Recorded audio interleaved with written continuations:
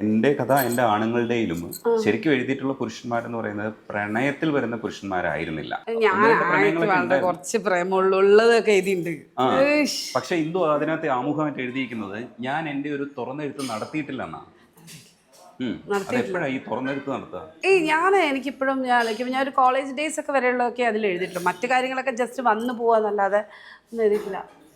എനിക്കൊരാളോട് പ്രേമമുണ്ട്, അയാളെ എഴുതിയാലോ എന്ന് ആഗ്രഹിക്കുന്നുണ്ട്. അത് നമ്മൾ കാത്തിരിക്കും. ഞാനല്ലേ വെറുതെ എഴുതുമ്പില്ലേ ഇവളിപ്പം എവിടെയോ ഒന്ന് റൊമാൻറ്റിക്കായി പാരീസ് നഗരത്തിലൂടെ നടന്നു പോകുന്ന തണുപ്പ് ഞാനേതോ അണ്ടിയൊക്കെ ചുട്ടു തല്ലിയിട്ടാണ് എഴുതുന്നത്.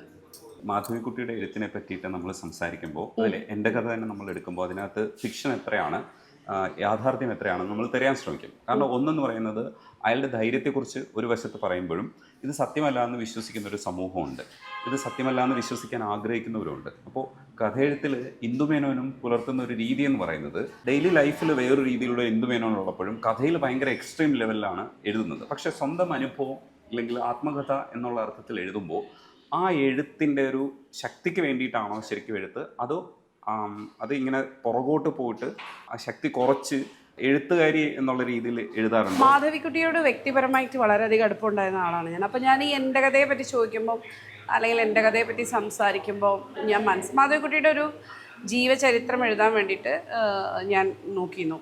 അപ്പോൾ മർലി പറഞ്ഞിട്ട് കാനഡയിൽ നിന്ന് വന്ന അവരാണ് ദ ക്വീൻ ഓഫ് മലബാർ എന്ന് പറഞ്ഞിട്ട് ബുക്ക് എഴുതി.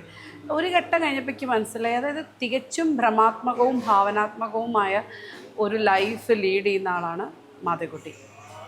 അവർ സത്യം എന്ന് പറയുന്നത് സത്യമേ ആയിരിക്കില്ല, എന്നാൽ അവർ പലപ്പോഴും നുണയാണെന്നും ഭാവനയാണെന്നും പറഞ്ഞ് എഴുതിയിട്ടുള്ള എല്ലാ കാര്യങ്ങളും ചിലപ്പോൾ സത്യവുമാവും.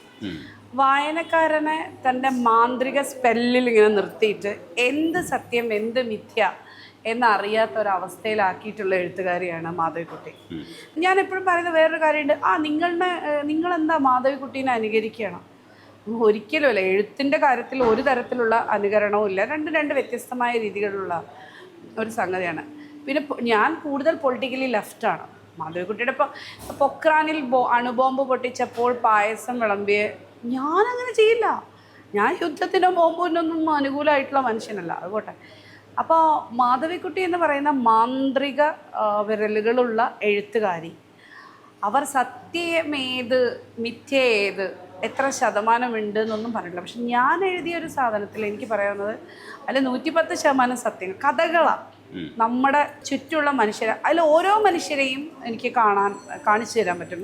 ഇതാള് ഇപ്പം ഇന്നലെ പിന്നെ ഏതൊരു ആലപ്പി അഷറഫ് ഓർ സംതിങ് അങ്ങനെയുള്ള ഒരാളുടെ ഒരു ഓൺലൈനിലൊരു വാർത്ത വന്നു. ആ സംവിധായകൻ്റെ ഭാര്യയെ, ഒരു ഡബ്ബിങ് ആർട്ടിസ്റ്റിൻ്റെ ഭാര്യയെ കൊന്നുകുഴിച്ച് മൂടി എന്ന് പറഞ്ഞിട്ട് ആ കഥ എൻ്റെ ഇതിലുണ്ട്. പക്ഷെ അവരാണ് എന്ന് മനസ്സിലാവുന്ന രീതിയിലായിരുന്നിരിക്കണമെന്നില്ല. പക്ഷെ എനിക്ക് വേറൊരു രീതിയിൽ വളരെ പ്രിയപ്പെട്ട ഒരു സ്ത്രീയായിരുന്നു. പലപ്പോഴും ഞാൻ എഴുതി വന്ന് കഴിയുമ്പോൾ അവസാനമാകുമ്പോൾ എഡിറ്റർ വിളിച്ചിട്ട് ചോദിക്കും, ഓ ഇയാളുടെ പേര് ദീപ എന്നാണല്ലേ. അപ്പം ഞാൻ ചോദിച്ചാൽ എങ്ങനെ മനസ്സിലായി? അല്ല ലാസ്റ്റ് എഴുതിയപ്പം ഗീത ചേച്ചി മാറി ദീപ ചേച്ചി ആയിട്ടുണ്ട്. പല കഥകളിലും പല സാധനങ്ങളിലും അവസാനമാവുമ്പോൾ ഞാൻ മറന്നുപോകും. അയ്യോ അവരുടെ പേര് ഞാനിത്. ഇപ്പം നിങ്ങൾ എന്നോട് വന്നിട്ട് ചോദിക്കുകയാണ് മറ്റാൾ എന്താ ചോദിച്ചാൽ എനിക്കറിയില്ല, ആ പേരെന്താ വെച്ചതെന്ന് എനിക്കിപ്പോഴും ഓർമ്മയില്ല. പക്ഷെ റിയൽ കഥ, റിയൽ ആൾ, റിയൽ പേരെൻ്റെ മനസ്സിലുണ്ടാവും. അതിനകത്ത് ഞാൻ പറഞ്ഞില്ലേ, മറ്റു മനുഷ്യരെ വിഷമിപ്പിക്കുന്ന രീതിയിൽ എന്നോട് കാണിച്ചതിനെ തിരികെ കാണിക്കുക, അതൊന്നും ഇപ്പം എൻ്റെ ലൈഫിലില്ല. അതൊക്കെ കഴിഞ്ഞു. മനുഷ്യരോടൊന്നും സ്പർദ്ധ വയ്ക്കാൻ കഴിയുന്നില്ല. ജീവിതത്തിൻ്റെ അടുത്ത പകുതിയിലേക്ക് പോവുകയാണ്. ഞാൻ 100 വയസ്സ് വരെ ജീവിക്കും, അതുകൊണ്ടാണ് ഞാൻ ഇത്രയും ഉറപ്പായിട്ട് പറയുന്നത്. ഇപ്പം ഞാൻ 44-ലെത്തി, എന്നാലും 50 പകുതി 100 വയസ്സ് വരെയാണ് ഞാൻ ജീവിക്കുന്നത്. അല്ല ഞാൻ പറഞ്ഞോളൂ. അപ്പോൾ ഞാൻ വിചാരിക്കുക കഴിഞ്ഞു. നമുക്കൊരു ജീവിതത്തിൻ്റെ പാകതയും പക്വതയും ഈ ഹോർമോണിൻ്റെ പ്രാന്തുകളൊക്കെ കുറേ അടങ്ങി ഒരു പക്വത നമുക്ക് സിദ്ധിച്ചു കഴിഞ്ഞു.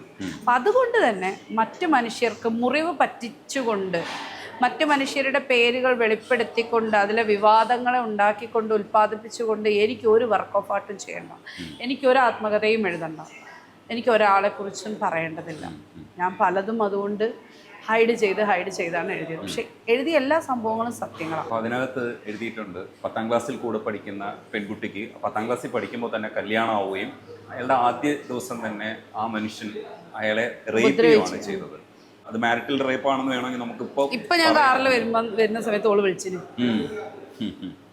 അതേപോലെ തന്നെ കിടന്നുറങ്ങുമ്പോൾ നീണ്ടുവന്ന കൈ അച്ഛൻ്റേതാണ് ആ പെൺകുട്ടിയുടെ അനുഭവം എഴുതിയിട്ടുണ്ടായിരുന്നു. അപ്പോൾ ഇതൊക്കെ നേരിൽ അനുഭവിക്കുമ്പോൾ നമ്മുടെ ഉള്ളിൽ പലപ്പോഴും നീറും. പക്ഷേ ഈ സൊസൈറ്റിയിൽ ഇതൊക്കെ നടക്കുമ്പോഴും നമ്മൾ കുറേ സ്യൂഡോ ആയിട്ടുള്ള സദാചാരങ്ങളെക്കുറിച്ച് പറയാറുണ്ട്.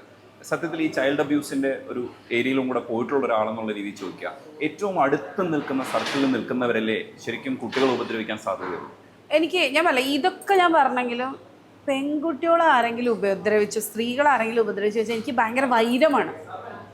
അതെനിക്കൊരു വൈരം ഉണ്ടാക്കുന്നുണ്ട് കേട്ടോ. അവരോട് ഞാൻ ഇന്ന് വരെ ക്ഷമിച്ചിട്ടില്ല, ക്ഷമിക്കാൻ തയ്യാറുമല്ല. ഇപ്പം സാഹിത്യത്തിലാണെങ്കിലും സാഹിത്യത്തെ ഉപയോഗിച്ച് എഴുതുകയും ഇതാക്കുകയും ചെയ്യുന്നവരെ എൻ്റെ ചുറ്റുവട്ടത്ത് അങ്ങനെ കണ്ട ഞാൻ തൊലയ്ക്കും, അതിൽ ഒരു സംശയമില്ല. അതിനകത്ത് എനിക്ക് 0 ടോളറൻസ് പോളിസിയാണുള്ളത്. പിന്നെ കുട്ടികളെ ഉപയോഗിക്കുക, പ്രത്യേകിച്ച് കുട്ടികളുടെ എനിക്ക് പറയാൻ പറ്റില്ല. അത് അത്രയും കുട്ടികളിനെ അതിനെക്കുറിച്ച് എനിക്ക് ആലോചിക്കാൻ പോലും കഴിയില്ല. അങ്ങനത്തെ കുറേ ട്രൊമാറ്റിക് ആയിട്ടുള്ള കഥകൾ നമ്മൾ കേൾക്കുന്നു. അതിനൊക്കെ നമ്മൾ ഒരുപാട് ഹെൽപ്പ്. ഇവിടെ ഒരു നേപ്പാളി ബാലികയോട് കാണിച്ചൊക്കെ എനിക്ക് എന്താ പറയുക, അതിനോട് 0 ടോളറൻസ് പോളിസിയാണ്. അതിലെനിക്കൊരു വൈരമാണ്. ആളുകൾ എന്നോട് എൻ്റെ ഒരു സുഹൃത്ത് പറഞ്ഞു, നിങ്ങളുടെ ഫേസ്ബുക്ക് നിറയെ നെഗറ്റീവാണ്.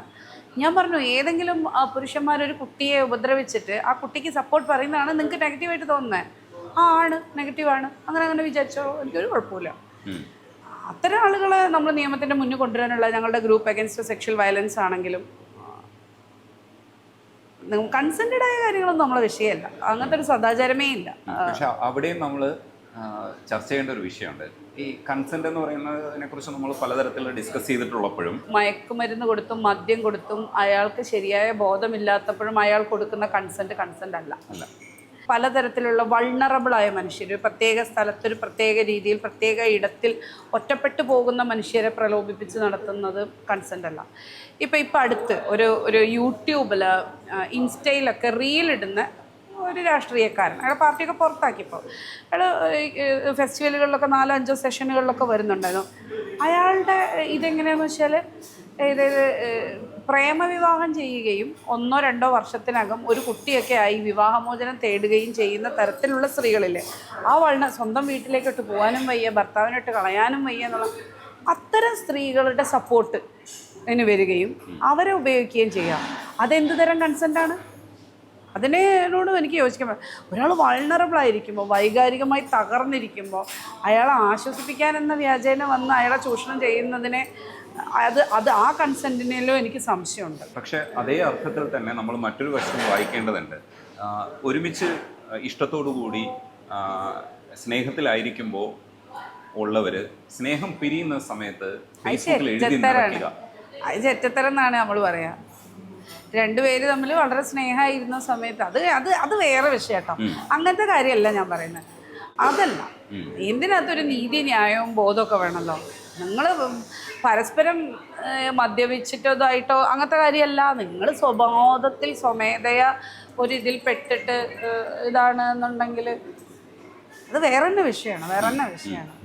അല്ല അല്ല ഞാൻ പെട്ടിട്ടുണ്ട്. ഞാൻ ഒരാളെ പറ്റി പറഞ്ഞില്ലേ, ഇതേപോലെ പറഞ്ഞിട്ട് ഞാൻ വിശ്വസിച്ചു, അവരിനെ ഉപദ്രവിച്ചാണ് വിചാരിച്ച് ഞാൻ ഗ്രൂപ്പിൽ പോയി കംപ്ലയിൻറ്റ് ചെയ്തു. ഗ്രൂപ്പുകാർ അതിൻ്റെ പ്രൊസീജിയറൊക്കെ തുടങ്ങി. അത് കഴിഞ്ഞ് മറ്റാളോട് സംസാരിച്ചപ്പോഴാണ് അതിൻ്റെ ഫുള്ള് ഡോക്യുമെൻറ്റ്സ് ഫുള്ള് സാധനം തരുന്നത്. അതീ പറഞ്ഞ പോലെയായിരുന്നു. അതിനെ നമ്മൾ സമർത്ഥമായിട്ട് വേർതിരിക്കാൻ പഠിക്കേണ്ടതുണ്ട് കുറച്ചുകൂടെ.